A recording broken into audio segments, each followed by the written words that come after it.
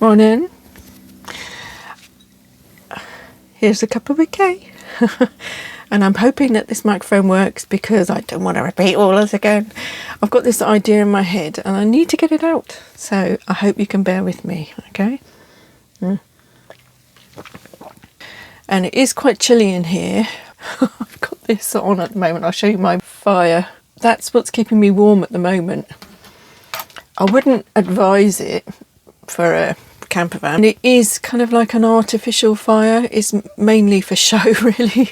It does warm the place up, but it needs biofuel. And it's really quite nice. It's organic and you don't smell it. There's no fumes from it or anything like that. So it's quite nice.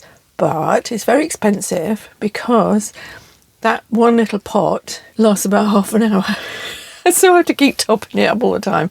And so I think 1 litre bottle, will probably last about one evening. I used up half a bottle last night and I put it on at about, I think it was 8 o'clock, and then went to bed at 11. So what's that? That's only a few hours, isn't it? And that's half a bottle's worth.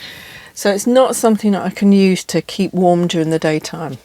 And I am quite chilly right now because I've only just turned it on, so it's hopefully going to warm the place up. All right, I've been thinking about loads of stuff, but I'm trying to hone it down to one theme, which is history. Now, you might turn off, but please don't. Try to listen, hear me out, and then tell me what your thoughts are, because it's all about the history that we've been led to believe and the future that we've been led to believe is coming. Okay, and that affects us all. Now, I've been having hints and clues from all these TV programmes I've been watching of late. Right now, I have been watching Downton Abbey. Now, you might think, silly, crappy information that is. But it has an awful lot of hints and clues as to the past. And not just verbally, but visually too. And I'm not just talking about the costumes and the actors. Forget those. Look at the scenery. Look at inside the houses. Look at the clues. The fireplace, for instance, the paintings on the wall. They give you clues as to what has happened in the past and what is indicated for the future. And it's really quite subtle, but it's very, very in your face once you notice it. Okay, we've all heard by now, I hope, about this secret history that we had that's not in the history books about Tartaria.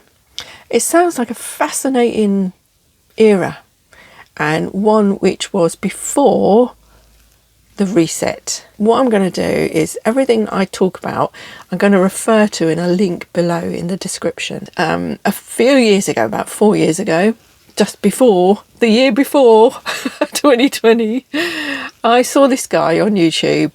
Is a Welsh guy called Martin Leedker, and I felt sorry for him. I thought, he seems really enthusiastic about what he's saying, and he was talking about our history and everything that was not quite in my mind at that moment, and it was interesting to say the least. And I could see how history was unfolding through his eyes, and I thought, he's got a lot of enthusiasm. He was doing videos from his little flat in Wales, which he shared with his mum, who has since passed, which is quite sad. But I mean, my mum's passed as well, so I know what he feels like. But he was channeling all his energies into the history of the world through another perspective. And he did talk an awful lot about flat earth, which is something I'm on the fence about, because they do present a really convincing argument for it. And if you really put to the test the things that they put forward, then you'll understand what I mean. It's kind of like, there is a question mark there. I don't kind of like disregard something just because I think, no, that's stupid, because of what I've been brought up to believe. I do question, and that's the way I go through life. What I did to help him get his word out there was to offer him to write a book for him. And I said, you don't have to pay for it. don't have to, as soon as you start getting royalties or whatever, then I'll start paying you, and all I'll do to get me money back for my work that I put into it, I'll take percentage of the royalties that come in. And that was an agreement we made, and that was good. Yay, we did it. And he's a good man, and there was a little bit of a hiccup at one point, but we sorted it out, and that was all right. But I produced 2 books for him, and what I did was I translated all his videos. I went through them, listened to them, cut out all the crap, and I made certain chapters, and I wrote them all for him, put it into proper English language I'm talking about. Okay, and if you want to go and have a look at them, just go to bewilderedbooks.com, because that's where I publish all the books that I do there. But anyway, he's since become quite an eminent speaker on all of these subjects, and he's currently racing around America with some really good guys. And half of those people that he's running around with, I've followed anyway and written to and commented on and thought, wow, this is brilliant, interesting. One of them is Archaics. He incidentally is an ex-con, and while he was in prison he had the opportunity to read all these ancient books, which I thought, wow, that's brilliant, be able to do that. Now he's intelligent enough to look at the history from those books' point of view, and he gets what people were thinking at that time, rather than have it changed over the years, which it has been. Just as you see now, things are being changed in favour of the agenda. What's the agenda? Well, we'll get to that. There are a few others, like My Lunch Break. I find that really good, because he goes into details about the buildings, the structure of them, when they were supposed to have been built, and who built them, and where are the drawings and the photographs of them actually being built, because they were built in a time period when we had cameras. Camera was invented, I think, mid-1840s. Anyway, he is very, very interesting. Apart from the bit where he starts reading all this stuff from Wikipedia, I kind of like scoot past all that and I just listen to him talking about the buildings themselves. He pointed out the last one I think I've watched is the one about Niagara Falls and the water power stations that were there. I went to Niagara Falls in 1999 and I wish I'd seen that. I just walked around the actual falls themselves, which is what you do as a tourist, isn't it? And then we went round this historic part of Niagara-on-the-Lake, which was a beautiful place to be. I saw a cowboy hat there that I really wanted to buy. It was black with silver stars studded around the actual head bit. And I thought, oh, shall I take that? Shall I buy it? And I didn't have enough money at the time, so I didn't get it.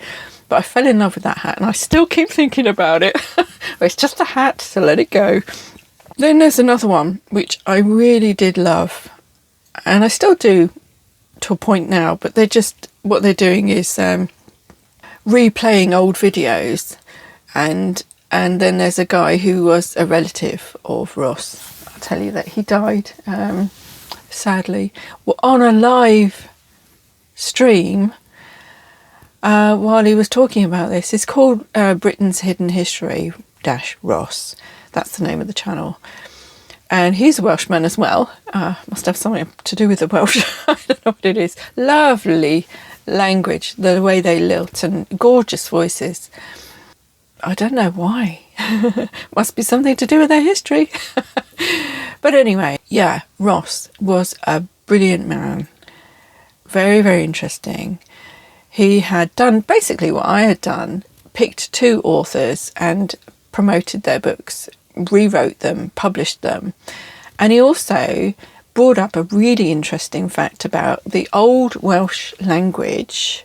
When you understand that, you can understand the hieroglyphics in Egypt. Go figure.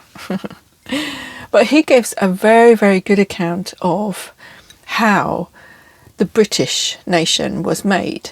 And if you follow the trail from the Middle East through the Mediterranean and around Spain and up past France and then to Wales and then into England, you'll see it's presenting a very convincing case for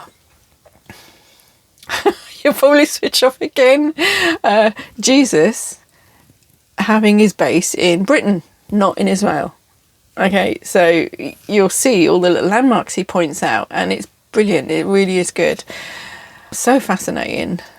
And then when he asked me to come and help and, you know, get involved with the books and everything, and because I offered, I said, you know, if you want me to do anything, I'm here. I was planning on a trip up to see him and his family. His two young lads, they're always in the videos because he's a good family man. And then he died, and I thought, oh no, I missed his funeral. I didn't get to see that. And there was like a memorial about a year later, but I couldn't get to that either. I'm really sad about that. But anyway, go and check out those channels because you'll get an idea of what I'm trying to talk about here and the actual method behind my madness, I guess. But if you look at the evidence in the buildings that we see around us and ignore, and I've always been interested in art and architecture, and I always wanted to be an architect when I was a kid. But my dad did say at the time, you're no good at maths. You can't be an architect. So I was put off it. So I just kept on painting and drawing instead. And at the time I was about a teenager, I was drawing all these plans of houses. They were brilliant, even though I say it myself. Anyway, when you look at those old buildings and you listen to what these guys are presenting, you figure out that they were built supposedly in a time frame when they were going through financial ruin, the Dust Bowl of America in the 1920s, when the stock markets crashed and everybody was just on handouts, basically, scrambling around trying to find jobs. And then there was also wars in the 1840s, 1860s in America. And then around the time in this country, in Europe, we were fighting in the Boer War and bloody 1,000,001 other bloody wars that were going on at the time. And people were coming back from those wars just really awful. I'm writing a book about, you know, that period of time, and I hope to get it out soon because it just shows you the pitiful existence of some of these guys. But anyway, what's coming up soon is Remembrance Day, very, very soon, this weekend actually. And we've got a little bit of a conflict because Armistice Day is on the 11th of the 11th month, the 11th day of the 11th month at the 11th hour. And that is when we're supposed to give a 2-minute silence in respect of those guys who lost their lives while fighting for our freedoms. And that's what they were led to believe. But right now, this year, what's happening is that it's a well-known, publicised event is happening, is that the Muslims are creating an event to support Palestine. And while that is noble in itself, I'm not saying I agree with it, but I'm not saying I disagree with it either, because I see two sides to every argument. And while I do support the good, honourable men in both societies, because there's always good and bad in everyone, I do see that there's a conflict building up in order to present another war. And this is why I'm always urging a little bit of caution, and for these veterans that are out there who are really strong and noble men. I really do mean that, because I'm helping them constantly through my counselling. These veterans who are suffering from PTSD and all these... Anyway, I'm not going to go into that. The thing is, when you look at the history of... How can I say without triggering all the YouTube bloody algorithms? Because I've been told off quite a few times, and some of my videos have been taken off, and I've had little warnings set up saying, you violated their guidelines. Or so, anyway, This little place over in the Middle East, near to Crete. Okay. There's several factions over there, which are, some are good guys and some are bad guys. On both sides. All right. And if you look at another video, which is not on YouTube because they won't allow it,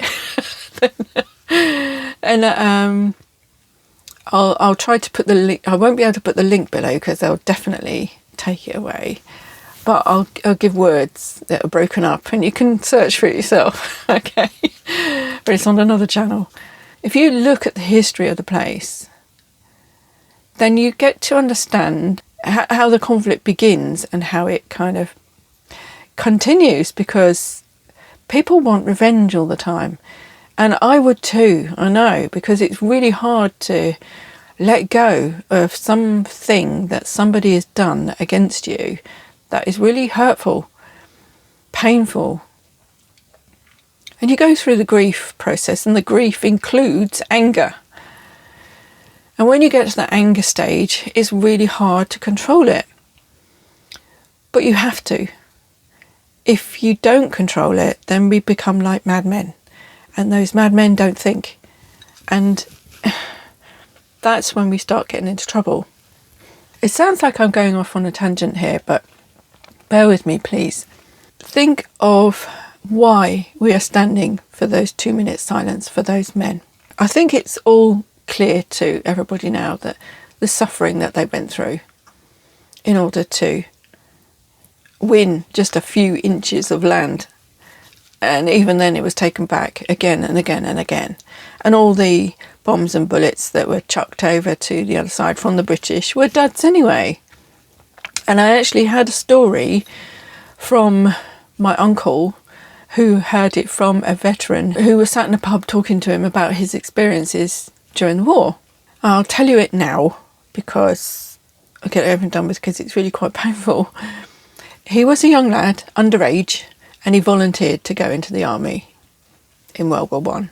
And that's what the norm was then, because they were so, oh, let's go and fight them, let's go, and we can't have this being done to whatever. And it all started off with the shooting of one bloody Archduke we don't even know about. And then all the royal family started drawing up their battle lines and getting their tin soldiers in line, ready for, why can't they just talk it out? Millions and millions of lives are lost because they can't get around a table and talk and negotiate on behalf of the people that they're going to kill. It's crazy, it's ridiculous, it's barbaric. But anyway, okay, this one story of this soldier in World War One. He joined when he was underage, and he went out to the trenches, and he was looked after by the sergeant and the rest of the troop because they knew he was underage and they didn't want him to come to any harm. One day, the sergeant said to him, go and make us all a brew. And he said, but I've already, done it for you, because that's what he was. They used him for getting the post, getting the brew, keeping out of the way, basically. They didn't want him going over the top. They wanted him to live. So they looked after him. Anyway, he went off to go and get a cup of tea for the rest of the troop. And when he came back, everything was going off, everything was shelling, and they were suffering, basically. You can imagine, I'll leave it up to you, your imagination. And he got a bit of shrapnel in him. And so he had to be sent off to a hospital. He didn't die. He survived. And when he got back into health, he was of age. And he got sent back to the front line when he got healthy again. And the thing was, he began to understand what was happening, because he was told that just like the Russian soldiers in World War II, he was told that he had to have one rifle, which he had to point down as he was walking forward. He had one round in that rifle as well. One bullet. That's what I meant by a round in that rifle. As he was walking across this no man's land, basically, he saw all of his troop being slaughtered from the bullets that were being thrown at them as they were walking forward. Now, they've done this many times before, which was idiotic. I don't understand why. Well, I do understand why there were no tactics. And they did have tactics then, because they learned them all from the Native American Indians, and that's where you get your tactics from. As he was walking forward, he was seeing all of his mates being slaughtered. And one of them was walking forward after being shot, and his body was still walking forward, and his belly and guts were kind of like everywhere, and he was still going like this, like a living dead type person. And he understood then that this wasn't a war, it was a slaughter. It was deliberate. Now, when you look at that one little tale, you can think, okay, if that's the case, then why do that? Why have no tactics? Why ask men to walk forward into bullets, just like they did in the American Civil War as well? Why waste life like that? I know why. I don't have to ask why. It wasn't a battle, it was a slaughter. And they've always said it's a slaughter of millions, and it was. Millions lost their lives on both sides. Not both sides, but all sides. And in those battles were the people of the British colonies. It's not just the British and the French and the Germans fighting together. You always hear about those. And the Canadians and the Aussies and the Americans all fighting that. But you don't hear about the other nations that were part of the British colonies that were fighting in there too. And many of those were Muslims. They were fighting in those battles too. Okay, so they lost their lives as well. And a big part of that, which is quite neglected, is the Ottoman Empire. That was probably annihilated, the whole concept of it, during that period of time. And I'm not defending or supporting any side here. I'm just trying to lay it all out so that you can see that there's more to what we're being told. There's always something below the surface. There's always another story there, a hidden layer. And it's all to do with not God. For those who like to think they're God. Okay. All right. Not God, but those who like to think they're God. Yeah, it was a slaughter. Millions upon millions of people worldwide. And not just on one side. But you're thinking in terms of just life lost. However, if you think of way of life lost, you're more on the right track. Because we all know that we had the Powers Brigades, whereby people from one village, they all joined in one battalion, okay, and then they went over to the trenches and they all got annihilated in one day. Whole villages wiped out in a battle in a day. And that, I hate to think about it, I really do. And it makes me cry, and every time I pass a memorial, I always bow my head and say thank you. But anyway, okay, it's the way of life that was hinted at in Downton Abbey. Isabel, Lady Isabel. With Downton Abbey, it's not just the dresses or the actors or the locations or anything like that. It's beautifully done, really wonderfully done.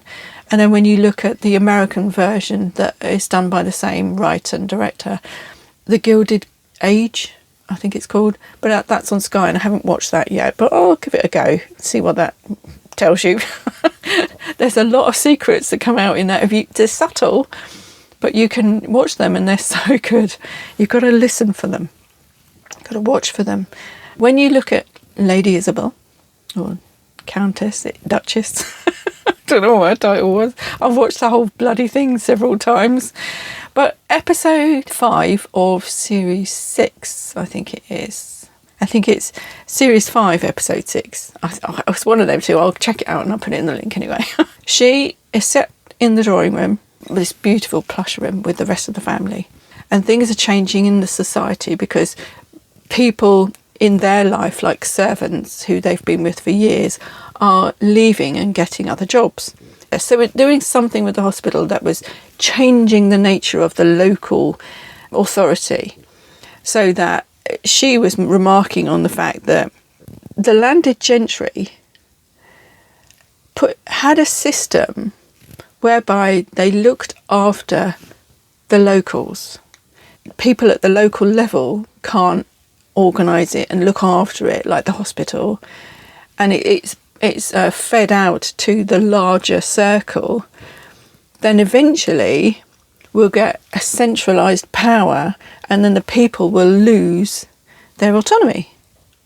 And when I heard that, I thought, oh my goodness, that is exactly what's happening now.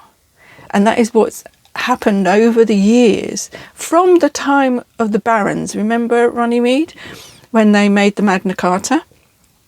They created that because they were so frustrated with the king's authority, his divine right of kings, because he was connected to God like nobody else. And what was happening then was that they were putting down stipulations, rules, so that it would never happen again, so that the people would rule. And the people in the top posts were being voted in, or they were only there at the behest of the people. And they couldn't harm anybody. This is where the common law came in.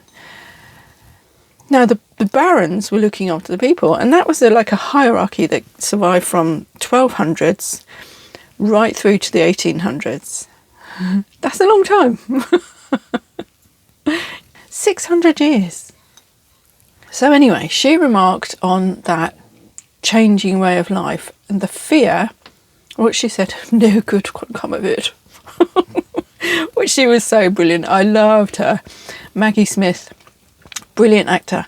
If she can convince you she can be a lady in one series or television programme, and in another film or television programme she can convince you she's a lady in the van, that's the mark of a good actor. She came out with some really good remarks and choices, brilliant lines. I love it. So funny. You should watch it just for that. She was right about what she said. It was something that was mentioned in the film about, along the lines of the Magna Carta anyway, in Robin Hood, the one with Russell Crowe in it. Not the others, they're a bit namby-pamby, but that one I think is really kind of like very well known for his gladiator portrayal. And while that was brilliant, I love it and I love watching it, and I wish all men were like that. You could say that Robin Hood was one of his lesser known films, but much, much better because of the subtle clues that they were giving you in that film about the nature of society and how deceitful these people at the top can be. From a bunch of honourable men who were barons of the county, who were creating this society to protect people and their rights and the common way of life. Lions led by lambs, he said. Watch it. Just listen for the clues. It's bloody good. World War I was followed by World War II just 20 years later. Now, when I was born in 1963, as soon as I started realising about the history of this world, when I was a kid, I was watching the cowboy films and I was thinking, oh, when was that? And I kept asking and Dad didn't know, so I started reading books.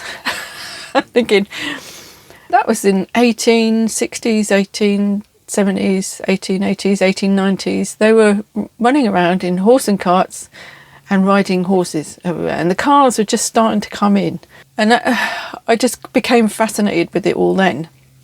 But when I went to school and I learned about history, I was so bored because all we learned about was bloody King Henry and his 6 wives. And I was bored by that. But anyway, let's go back to this wars. The war to end all wars, which it wasn't, because we're going to go into another one soon if we don't get our act together. It was a way of life that changed, not just lives, individual lives, which are so remarkable and so poignant. And you ask, how is it possible? How can something so drastic happen like that over time? Well, you can see it all working out now, can't you?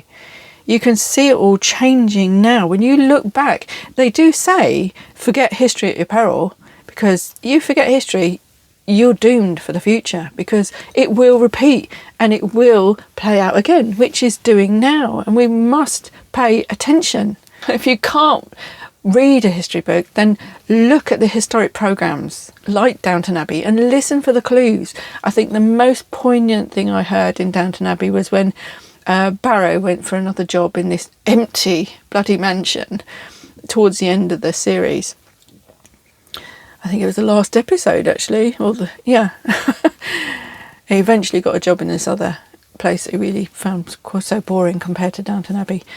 But the thing was, he went to this one where there's one man in this massive house, and he'd lost his 2 sons in the First World War, and he'd lost his wife as well. So he was kind of like really depressed and down and alone, but he was delusional because he kept thinking that the good times were going to come back. But he was standing at the end of this stairway, and his little speech there just touched my heart, because he spoke about parties and balls and frivolous things, but he remembered this little visual image of the ladies walking up the stairs to bed and their faces lit by the glow of the candles, and he was watching them, and you could just visualise that in a bygone age. And even then Barrow was bored by the information he was being given, and yet it's a part of history that you mustn't forget. Why mustn't you forget it? Because it will be repeated. Now, going back to this author thing, I'm also helping another author at the moment, and he's spent 35 years of his life earning nothing while he's been doing this book. And what it is a translation, don't switch off, of the Holy Bible. And he's showing you how words are changed over the years. And his video series, I'll put the link below, is demonstrating how things change and change the meaning of things. Okay, the name Satan, it doesn't mean a god, a fallen, Luciferian demon being. Satan in those days meant enemy. Okay, so that changes things about the Bible, doesn't it? And hell wasn't damnation pit. What it was that in the old days, they used to have this massive, tip that we have today, and they used to throw dead bodies onto that pit and burn them all. And it is, along with all the other rubbish. And that's what that was called, hell. So, the thing is, the key thing we've got to remember is when we look throughout all the history books that are available to us now, and then you look at the contrasting points that are being provided on the videos that I've been watching, and through the authors I've been helping, then the key takeaway is that you've been lied to. They say history is written by the winners. Yeah, the victors, I should say. The question you've got to ask now is, regardless of what religion you follow, and religion is a control mechanism, it's nothing to do with God, because you don't need somebody to intercede for you or tell you the stories of whatever. You just feel it in your heart and a connection to God, because God is everywhere and in you. You are part of everything, the universe, the spirit. Your consciousness is part of this whole web of interconnectivity. And the sooner you begin to realise that, the sooner you begin to realise that these wars are pointless, because you're being cajoled and encouraged into fighting each other when you don't need to. So regardless of what religion you follow, it doesn't matter. You are all one. Throughout all of history, we've been told lies, and the key is to look behind those lies, scratch beneath the surface, look at not just archaeology, but look at your own life. Look at how your thoughts change over the period of your life when you live it. When you're young, you're, yay, go, you're full of energy and want to go out there. As you get older, though, you look back over life and you think, what the fuck was I thinking? Why did I do that? Oh, dear. Yeah, and I've thought that too. I kind of tried to convince myself not to look back with regret, because regrets kill you. They screw you up and make you think you're useless and hopeless, and there's no hope for the future because you keep making the wrong decisions, which is what I did think for a long time, because while I was going through this grief process over my mum dying and my stepfather killing himself and loads of other stuff that went on, I just sunk into the depths of despair, and I just didn't know how to get out of it. But eventually I have done, I am doing. Little memories keep popping their heads up and keep stabbing you in the heart all the time. But then you think, no, keep plodding on. It doesn't matter how many stupid things happen to you during the day. Learn from it and move on. All you have to keep doing throughout all of this, if you can't learn anything from me, learn something from yourself. Keep asking. Well, journalists go by 6 questions: who, what, why, when, how, where, all those things. Ask those questions of every situation you face, because when you ask those questions, answers begin to come. You kind of like think, okay, why is the biggest question. Why did this happen? Why would they do that? Who is the next? Okay, establish those 2 questions. Just put them in your head. That's all you need to do. Okay, when? Yeah, they just ask those questions, and the answers will come to you if you just wait a while. Just ask the question before you go to bed at night. Or if you're reading something and you think, that doesn't seem right. Or if you read something and you find yourself agreeing with it and thinking, yeah, try not to. Just take it in as an interesting piece of information and then ask those questions. And then you think about what's happening this weekend, which is the future for now. But when you possibly listen to this video, it might be in the past. But I'm hoping nothing comes of it. I'm hoping that people will be decent to one another, and that people will realise that there's always another side to the story. And if we start fighting each other, we're lost. Because right now there is an agenda in place whereby, I'll say it, the white man is being pushed under the thumb. And it has been for quite a few years now. And now they're starting on women. And I kind of think, when I look back, watch Downton Abbey and you see the changing era. And then you think, what happened after that? After the Second World War, things changed again. And 50s, 60s, 70s. It's not long, is it? It's only 100 years, less than that for the Second World War, 80 years. And how society was forced to change and released from their bondages, released from their obligations. And you think, why? Why did that happen? You think about those, I'm not defending anybody, I'm not supporting anybody. We don't know what the future holds, but we do have to think that we are all people together. And if we keep on fighting each other, there's going to be no one left. Remember what they want. They want robots. They don't want humanity. And if we are encouraged to fight each other again and again and again, there's going to be nobody left. They are going to have their robots. This is a scenario that could pan out on Saturday. Remember, they want to march on a Saturday, which is officially Armistice Day, 11th, 11/11. Okay, but our Remembrance Day parade is on the Sunday. So they shouldn't really clash.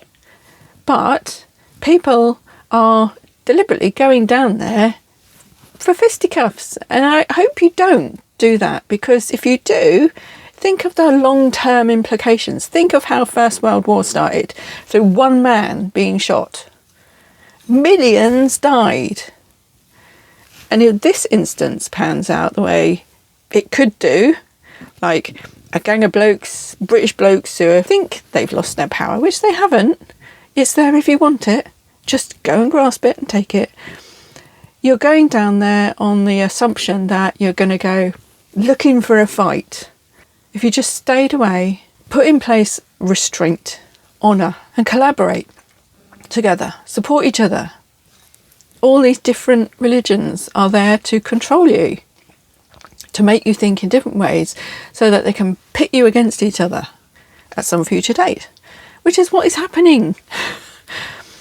At the end of the day, most people all over the planet, and I keep on saying this, I don't know how many more times I have to say it, the ordinary man on the street.